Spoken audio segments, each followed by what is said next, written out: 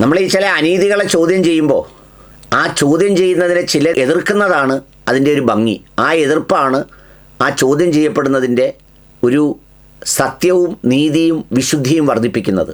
എന്നാൽ ചില വൃത്തികെട്ട മനസ്സുകളിൽ നിന്ന് അതിനെ പിന്തുണച്ചാൽ അതിനെ സംബന്ധിച്ച് ആശങ്കയും ഉത്കണ്ഠയും ഒക്കെ ഉണ്ടാവും. എന്ന് മാത്രമല്ല, ഇതിനു വേണ്ടി ഇറങ്ങിയവർ പോലും യവനൊക്കെ പിന്തുണയ്ക്കുന്നതിനോടൊപ്പം നിൽക്കരുത് എന്ന് പറഞ്ഞ് പിൻവാങ്ങുകയും ചെയ്തേക്കും.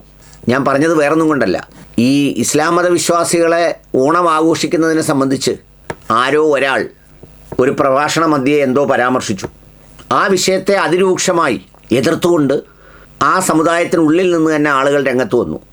എല്ലാവരും ഓണം ആഘോഷിച്ചു, ഇന്നലകളിൽ ആഘോഷിക്കുന്നത് പോലെ. പിന്നെ അതിൽ പുതിയ കളറുകളും പുതിയ നിറങ്ങളും പുതിയ ഡിസൈനും ഒക്കെ വരുന്നത് കാലോചിതമായ സംഗതികളാണ്.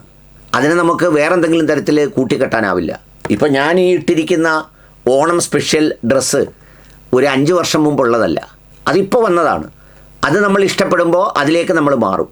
ഇപ്പോൾ ഈ മലപ്പുറത്താകട്ടെ, അതുപോലെ പല ജില്ലകളിലും മുസ്ലിം പെൺകുട്ടികൾ തട്ടമൊക്കെ ഇട്ട് ഓണാഘോഷം നടത്തിയതും നിറങ്ങളൊക്കെ ഇട്ട് ജുമാ നമസ്കരിക്കാനെത്തിയതും അതോടൊപ്പം ഓണാഘോഷത്തിൽ പങ്കെടുത്തതുമൊക്കെ നമ്മുടെ സമൂഹത്തിൻ്റെ ഒരു ചേർന്ന് നിൽക്കലിൻ്റെ ഭാഗമായി ഇങ്ങനെ സന്തോഷപൂർവ്വം ആഘോഷിച്ച് അല്ലെങ്കിൽ അതിനെക്കുറിച്ച് പറഞ്ഞുകൊണ്ടിരിക്കുമ്പോഴാണ് RV ബാബുവിനെ പോലെ വിദ്വേഷം മാത്രം പറഞ്ഞിട്ടുള്ള, യാതൊരു നീതിയുമില്ലാതെ എപ്പോഴും ഏറ്റവും അഴുക്ക് നിറഞ്ഞ വാക്കുകൾ കൊണ്ട് മാത്രം ഈ സമൂഹത്തിൽ ഇടപെട്ടിട്ടുള്ള RV ബാബുവിനെ പോലെയുള്ള ആളുകൾ ചില പോസ്റ്റുകളുമായി രംഗത്ത് വന്നത്.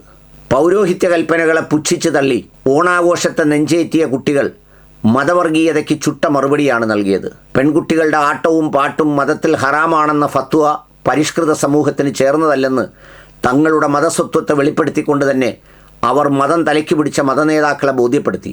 ഓണാഘോഷം തങ്ങളുടേതു കൂടിയാണെന്നും തങ്ങൾ ഈ സംസ്കാരത്തിൻ്റെ ഭാഗമാണെന്നും ഈ യുവാക്കൾ പ്രഖ്യാപിച്ചു. അഭിനന്ദനങ്ങൾ. ഈ പറഞ്ഞതുപോലെ ബാബു ഇതുപോലൊരു പ്രസ്താവന ഈ ഓണത്തിന് മുമ്പ് ഇറക്കാതിരുന്നത് ഭാഗ്യമായി. കാരണം ഇറക്കിയിരുന്നെങ്കിൽ ചിലപ്പോൾ ഒരുപാട് ആളുകൾ ഇയാളെപ്പോലുള്ളവർ ഇങ്ങനെ പറഞ്ഞതുകൊണ്ട് ഇതിനോടൊപ്പം കൂടണ്ട എന്ന് തീരുമാനമെടുത്തേനെ. ഇത് ആരുടെയും പത്വ തകർത്തതും തല തകർത്തതും ഒന്നുമല്ല.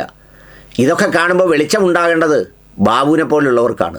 ബാബുവിൻ്റെ മനസ്സിലാണ് ഇത്തരം ചിന്തകൾ ഉണ്ടായിത്തീരേണ്ടത്. മനുഷ്യർ സമാധാനത്തോടെയും സന്തോഷത്തോടെയും ജീവിക്കുന്ന സമൂഹങ്ങളിൽ തൊടുന്നതിലും പിടിക്കുന്നതിലും എല്ലാം വർഗീയത കണ്ടെത്തി അത് പ്രചരിപ്പിച്ച് അതാണ് തൻ്റെ ഐഡൻറ്റിറ്റി എന്ന തരത്തിൽ, അതാണ് തൻ്റെ നേതൃത്വം എന്ന തരത്തിൽ ഈ സമൂഹത്തിൽ നിൽക്കുന്ന താങ്കളെപ്പോലെയുള്ളവർക്കാണ് മാറ്റമുണ്ടാകേണ്ടത്. അതുകൊണ്ട് ഇത്തരം പോസ്റ്റുകളിട്ട് ആരെയെങ്കിലുമൊക്കെ ബോധ്യപ്പെടുത്താനും ഇത്തരം ചില നല്ല നിമിഷങ്ങളെ വീണ്ടും മലിനമാക്കാനും ശ്രമിക്കുന്നതിന് പകരം സ്വയം ചികിത്സിക്കൂ വൈദ്യരെ എന്നാണ് എനിക്ക് അഭ്യർത്ഥിക്കാനുള്ളത്.